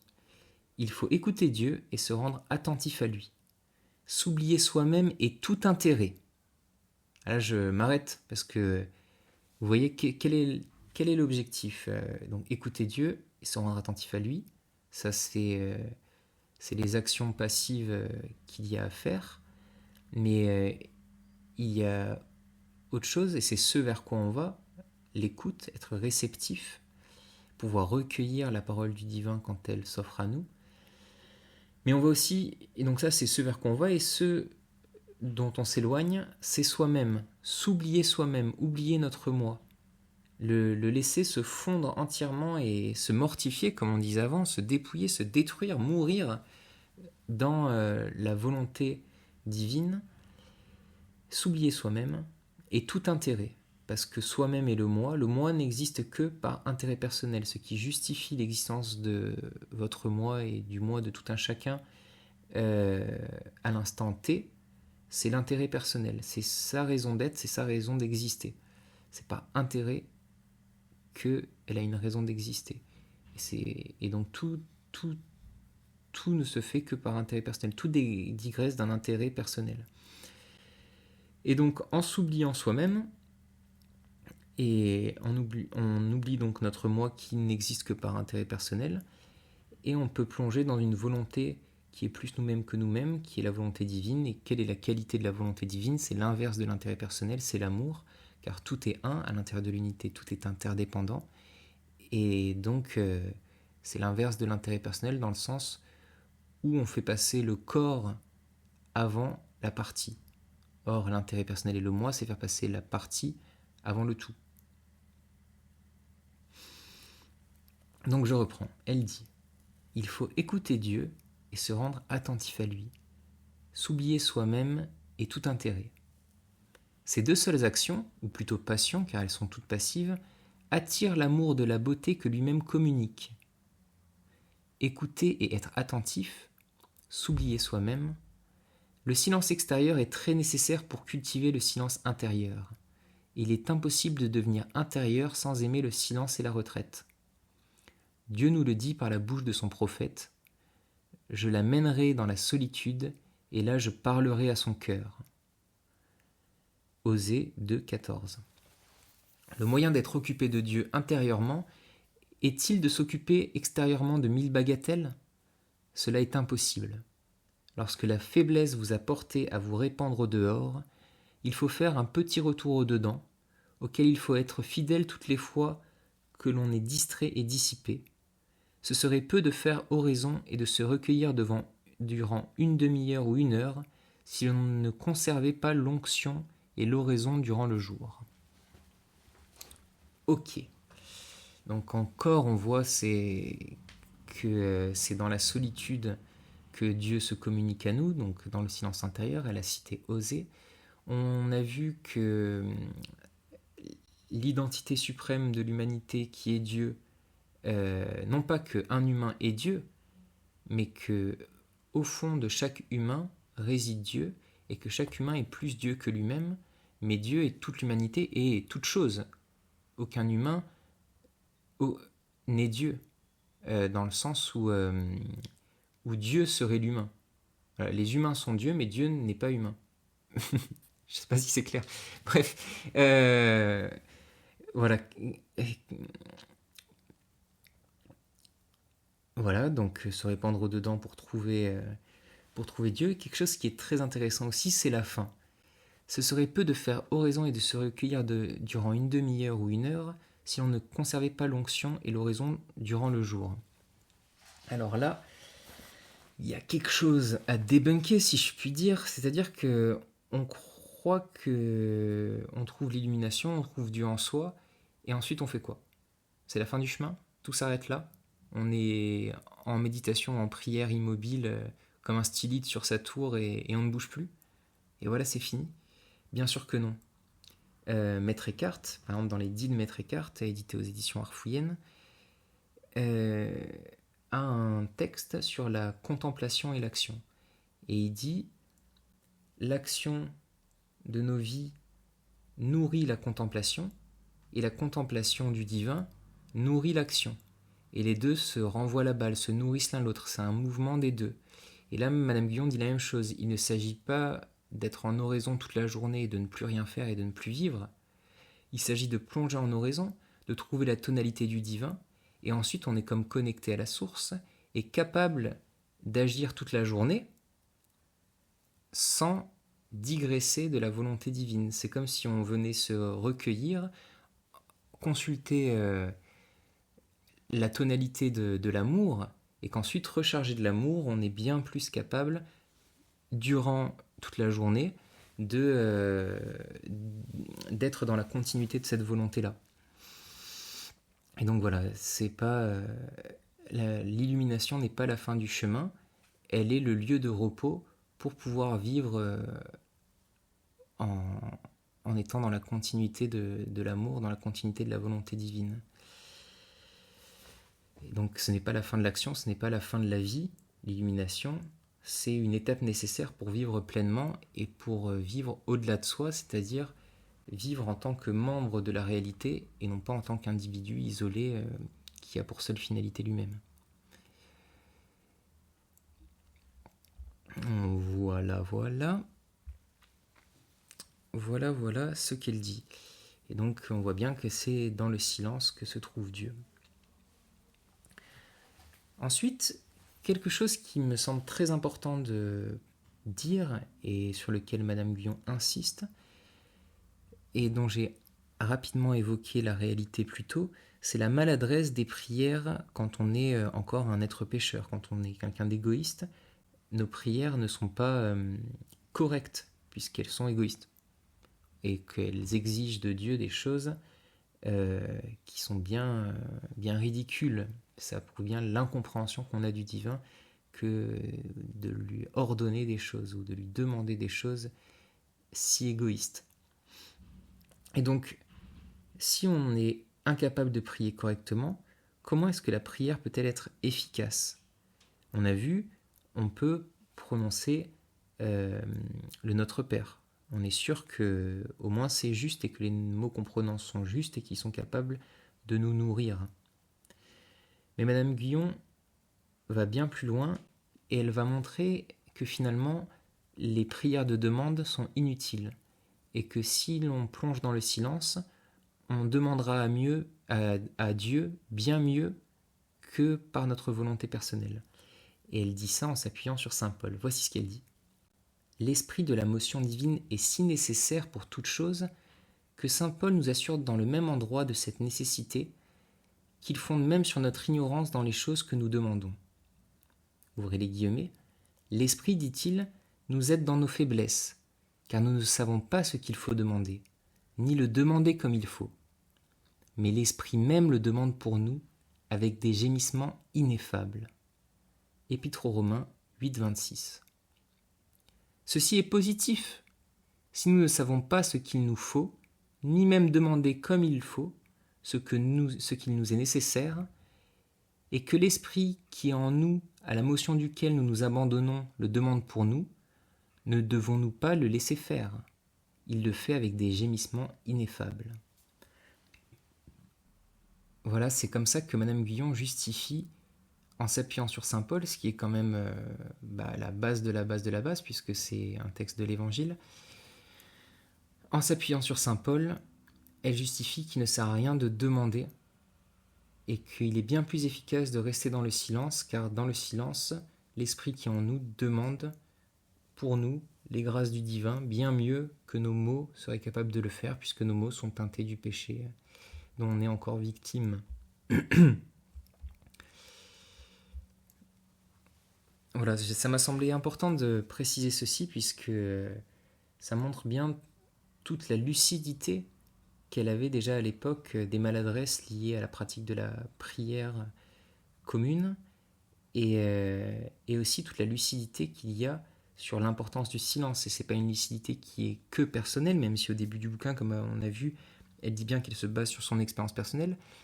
C'est une lucidité qui vient de la Bible elle-même, puisqu'on a vu toutes les citations qu'elle fait. Là, elle fait une citation des Romains, de l'Épître aux Romains de saint Paul, mais avant elle a cité les psaumes, avant ça elle a cité saint Luc, etc., enfin l'apôtre Luc.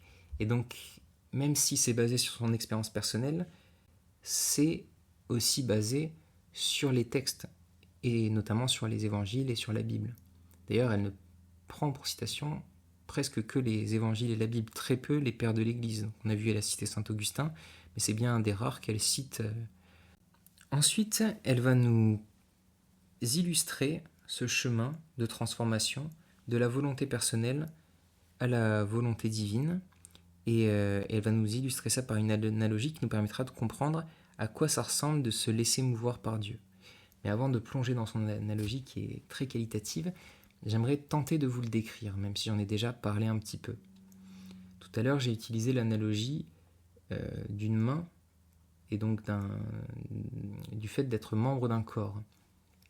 On peut utiliser cette même analogie, par exemple, entre la feuille et l'arbre. C'est comme si l'humanité était une feuille d'un arbre, et toutes les autres espèces d'animaux, les plantes, les roches, tout ce qui existe, c'est d'autres feuilles de ce même arbre.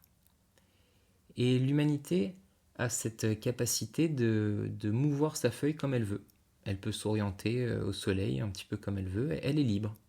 C'est la seule feuille de l'arbre qui est libre. On se rend bien compte que si un jour l'arbre est abattu, la feuille mourra. On se rend bien compte aussi que si l'arbre cesse de diffuser la nourriture jusqu'à la feuille, les nutriments, etc., la feuille mourra aussi. On réalise donc que la feuille est totalement liée à l'arbre. Elle est dépendante de l'arbre, car dans l'arbre, tout est interdépendant.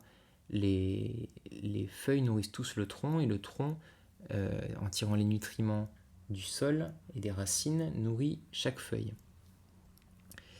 Et donc, d'une certaine manière, le fait d'être mu par la volonté divine Ce serait comme si la feuille, qui est libre de faire ce qu'elle veut, tout d'un coup arrivait à entendre la volonté du tronc et de l'arbre en entier, et était capable, par sa volonté, à la fois de faire ce qu'elle veut, mais étant donné aussi que la feuille est plus l'arbre en entier que simplement une feuille, par exemple on est plus notre corps que simplement notre main, et bien de la même manière, l'identité de la feuille c'est plus l'arbre que la feuille.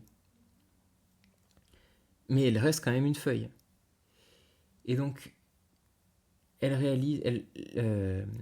l'oraison permet d'entendre la volonté de l'arbre. Et donc, de ne plus simplement avoir une volonté individuelle de liberté, parce qu'on est humain et que tous les humains sont libres, mais de pouvoir avoir une double volonté, qui est à la fois sa volonté personnelle et la volonté de l'arbre, conscient des deux. Ça permet d'être conscient des deux.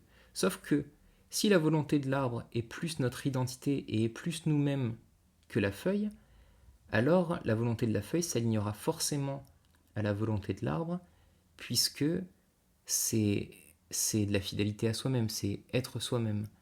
Et donc, étant donné que l'humain est plus Dieu que lui-même, il alignera sa volonté à la volonté divine, et sa liberté personnelle ne sera que continuité et alignement avec cette volonté qui est plus lui-même que son moi.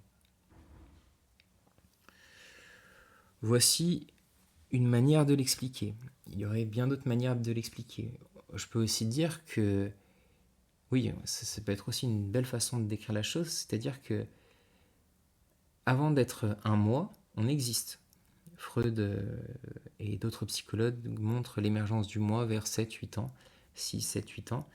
Mais on existe avant d'être un moi. On est un corps, on est un animal. Et la réalité existe aussi avant qu'on existe nous-mêmes. Et donc trouver Dieu en soi, c'est trouver la volonté de notre corps indépendamment de notre moi. Et plus que la volonté de notre corps, la volonté de ce qui existe, la volonté de tout ce qui est au-delà de notre moi. C'est pour ça que cette volonté est plus nous-mêmes que notre moi, puisque le moi est une construction personnelle, c'est notre œuvre d'art, c'est notre moi, on l'a construit dans la rivière des expériences de notre vie, mais ça reste une construction, ce n'est pas un état de fait, c'est pas une existence, c'est la forme d'une existence. Et donc, alors à l'inverse, on est une existence avant d'être notre moi. Et donc, ce qu'on appelle la volonté divine, c'est la volonté qui est comme un souffle qui s'engouffre dans les voiles de toutes les existences. Et la volonté personnelle est comme quelque chose qui vient ensuite, qui est construit a posteriori. Et le souffle de l'existence continue, même si on a une volonté personnelle qui ne l'entend pas, et qui l'écrase, et qui se fait centre du monde. Et même si l'humanité, du coup, a une volonté de cupidité et est centrée sur elle-même, si les humains vivent dans leur monde, dans le monde, et n'ont pas de contact avec le monde tel qu'il est, tellement ils vivent dans leurs propres illusions, ça ne change rien au fait que, avant qu'on bâtisse toutes ces illusions et toutes ces choses artificielles dans lesquelles on se répand, il existait quelque chose. Et l'existence de ce quelque chose se meut dans une direction que le Christ a nommée l'amour. Et il a une manière de se diriger vers cela qui est aussi l'amour. Et on pourrait dire que la direction, c'est l'unité aussi. Et la manière de s'y acheminer, c'est l'amour. Enfin bref. Donc voilà. Donc trouver en nous le silence permet d'entendre ce qui est déjà là, c'est-à-dire la volonté de l'existence elle-même, l'existence qui est quelque chose que l'on partage avec tout ce qui est, et donc conscient de la volonté de ce qui est ce que Madame Guyon nomme Dieu, et lucide aussi que ceci est plus nous-mêmes que notre moi, alors le moi, qui est sans cesse en mouvement et en transformation, s'aligne de lui-même à cette volonté, car c'est comme la main qui réalise qu'elle est membre d'un corps, et qui tout d'un coup s'aligne à la volonté du corps pour exister en harmonie avec lui. Sauf que la main n'a pas de liberté personnelle, l'humain a une liberté personnelle, et donc contemplant l'universel, il peut, selon ce qu'il est, selon l'état de l'époque, etc., user de cette liberté pour interpréter la volonté divine et réaliser son œuvre en fonction de ses compétences, en fonction de ce qu'il est en tant que moi.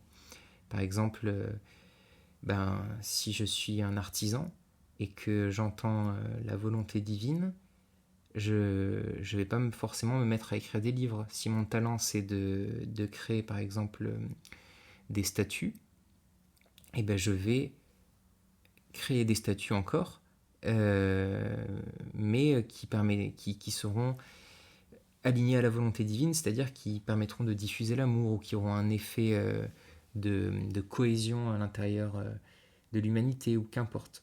Mais c'est-à-dire, ce que je veux dire là-dedans, c'est que une fois que l'on a entendu la volonté universelle en nous, on reste tout de même libre, mais on ne peut pas ne pas comprendre ce qu'on a compris.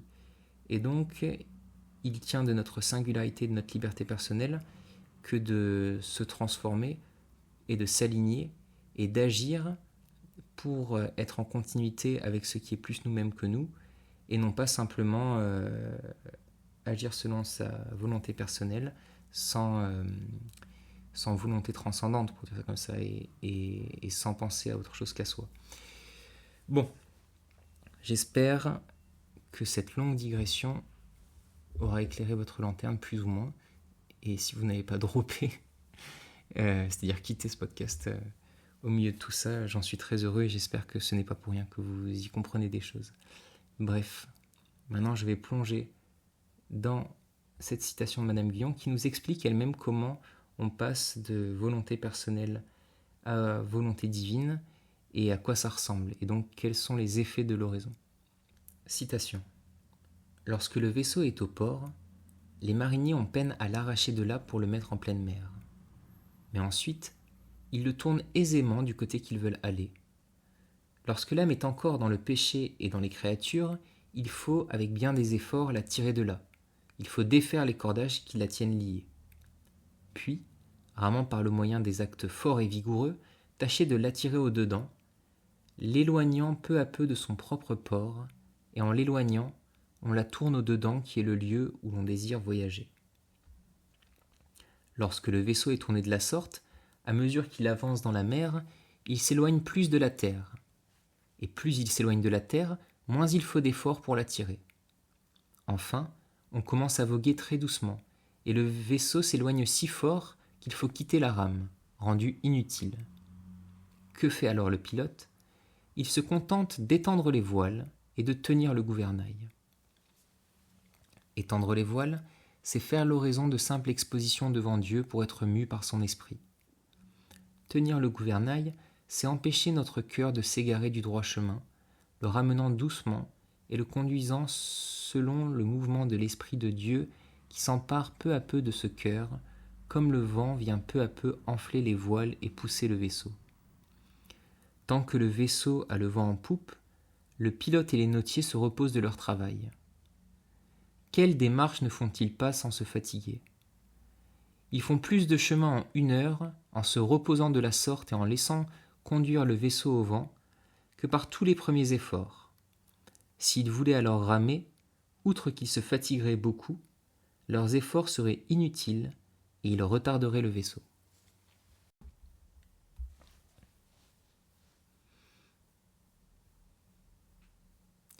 Voilà, magnifique métaphore. On voit le passage du fait d'être meu par sa volonté personnelle, son intérêt personnel et sa cupidité, et son effort personnel aussi, au passage et à la transformation qui est qu'on est meu par la volonté divine. On voit que ce n'est pas parce qu'on est meu par la volonté divine qu'on perd notre liberté.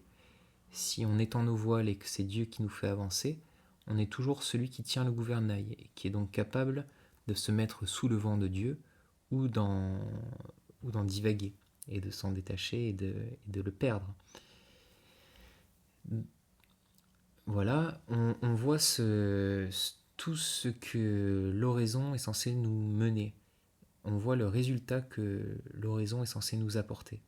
C'est-à-dire, tout d'abord, on fait oraison par nos propres efforts, et au moment où on a trouvé le silence en nous, qui est ce fameux vent qui souffle dans les voiles, alors on peut passer de l'acte formel, qui est de passer de l'extérieur à l'intérieur, à l'acte substantiel, qui est de se laisser pousser par les voiles, et notre liberté ne tient qu'au fait de, grâce au gouvernail que l'on tient, de rester aligné dans les vents, dans le souffle divin, pour avancer. Et donc c'est ça, le résultat et la finalité de l'oraison. C'est trouver la sérénité en soi, et la sérénité, le repos, l'union avec Dieu ressemble à cela. C'est la perte de la volonté personnelle comme seule boussole intérieure pour trouver la volonté divine comme nouvelle boussole intérieure, pour dire ça comme ça. Et à ce moment-là, notre liberté et notre moi n'a plus qu'à suivre cette boussole, n'a plus qu'à s'aligner, elle n'a plus qu'à tenir le gouvernail et laisser le souffle qui s'engouffre dans les voiles faire le travail. Et c'est cette position-là, cet état d'être-là, qui est celui d'un éveillé, ou qui est celui d'un mystique, celui d'une personne unie à Dieu. Perte de la volonté personnelle au profit de la volonté divine qui le meut. Pourquoi ? Parce que la volonté divine est plus lui-même que sa volonté personnelle, et ainsi sa volonté personnelle s'aligne à la volonté divine. Pour conclure, j'aimerais présenter deux choses très naïves et très belles que Madame Guyon nous offre, qui sont la volonté de Dieu. Que fait Dieu ? Elle répond à cette question. Et quelle est la raison d'être de l'humanité ? Tout d'abord, que fait Dieu ? Voici ce qu'elle dit. Que fait donc Dieu ? Il envoie devant lui sa propre sagesse, comme le feu sera envoyé sur la terre pour consumer par son activité tout ce qu'il y a d'impur. Le feu consume toute chose et rien ne lui résiste qu'il ne consume. Il en est de même de la sagesse. Elle consume toute impureté dans la créature pour la disposer à l'union divine. Il y a donc une évocation à l'Apocalypse et au déluge par le feu. On comprend que le feu n'est pas un incendie, même s'il y a des incendies sur la terre en ce moment, et que c'est terriblement triste. Pour autant, ce n'est pas le feu à proprement parler, le feu est un symbole de la sagesse. Pourquoi ? Parce que le feu dévore les impuretés, comme elle l'a dit, et elle va continuer cette analogie avec l'or. Elle dit un peu plus loin, pour purifier l'âme, Dieu se sert de la sagesse comme d'un feu pour purifier l'or. Et donc je ne sais pas si vous savez, mais l'or est un des seuls métals qui peut être fondu et retravaillé un grand nombre de fois sans qu'il y ait de perte. Et donc, admettons, on est un petit peu comme un gros tas de terre avec de l'or à l'intérieur. On expose ça à une très forte température. La seule chose qui survit à ce feu qui est la sagesse, c'est l'or. Et ensuite, cet or peut être malléable et transformable en tout. C'est la véritable liberté humaine. C'est une fois que Dieu a purifié l'humain de toute la terre et de toutes les illusions qui restent et qu'il n'est plus que de l'or, alors dans le brasier divin, l'or peut prendre la forme qu'elle souhaite pour ensuite répandre sa lumière dans le monde. Et donc que fait Dieu ? Il purifie. Et donc Dieu conspire à notre bonheur, Dieu conspire à ce que l'amour descende sur terre. Alors on pourrait dire, ok, le monde est, à notre époque, c'est le chaos, etc. On est dans l'Apocalypse, on est à la fin des temps, que fait Dieu ? Et bien là j'ai envie de citer Hölderlin, qui est un poète allemand du 19e siècle, qui dit « Là où croit le péril, croit aussi ce qui sauve ». Et peut-être que l'on vit une époque obscure, justement pour que notre néant et notre maladresse, notre cupidité, notre égoïsme ressortent d'autant plus et soient d'autant plus visibles, et qu'on puisse surmonter ça, qu'on puisse surmonter cet aspect démoniaque, si on peut dire, de l'humanité.